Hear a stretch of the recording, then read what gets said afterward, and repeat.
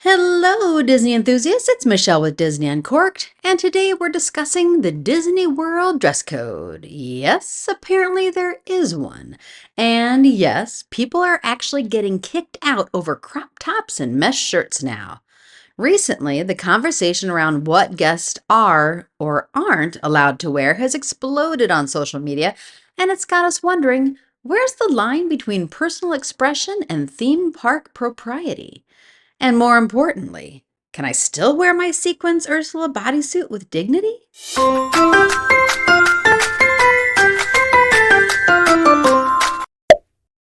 Let's start with the obvious. Walt Disney World is hot. Like melt your face off in line for Slinky Dog levels of hot. So it's not shocking that people want to dress like they're heading to a pool party in the Sahara Desert. But somewhere between sensible sunwear and, ma'am, this is a family theme park, lies the increasingly hazy realm of the Disney dress code. The official policy, which is buried in the fine print of your ticket terms, states that proper attire, including shoes and shirts, must be worn at all times, and that clothing with offensive graphics, excessively torn garments, or anything that would expose too much is a no-go. But what exactly constitutes too much at the most magical place on earth? That seems to depend on the cast member, the day, and the guest. Maybe Mercury's retrograde status. TikTok, naturally, has become ground zero for dress code drama. One TikToker shared her viral free shirt hack where Disney allegedly gave her a replacement top after she was flagged for wearing something too revealing. The video racked up millions of views, followed by dozens more copycats claiming they were dress coded just to get a free Spirit jersey. As one Redditor put it bluntly, they don't care if you're showing skin, they care if you're off brand. And that hits at something deeper. Disney is, at its core, a hyper-controlled brand experience. Every trash can, churro cart, and background music loop is designed to fit a theme, evoke a mood, or maintain the illusion. Your outfit? That's just another detail they want to curate, whether you like it or not. There's also a fascinating generational divide here. Millennials and Gen Z, raised on self-expression and selfie culture, aren't afraid to roll into Epcot in full glam, glitter boots, and a cutout romper that would make 1980s Madonna proud.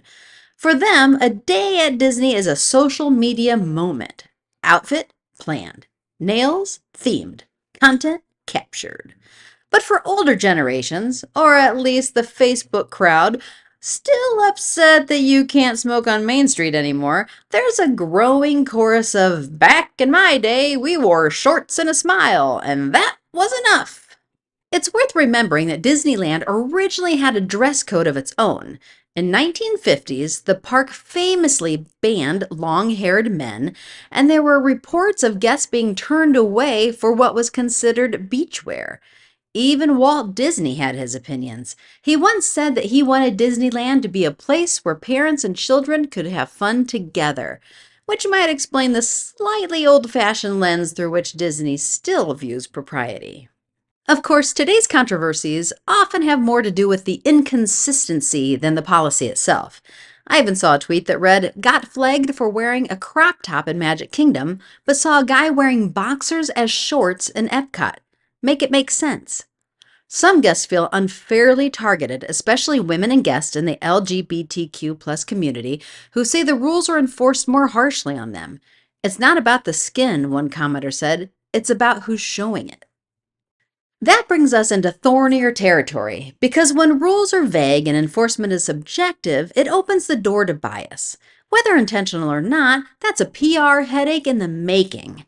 But let's not forget, this is also the company that sells very revealing Jasmine and Ariel costumes to adult guests during Halloween parties.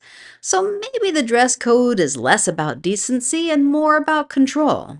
Or maybe, just maybe, they're trying to prevent TikTok from turning the Haunted Mansion queue into Coachella. At the end of the day, whether you're rocking ears and leggings or pushing the envelope in a mesh bodysuit, please don't.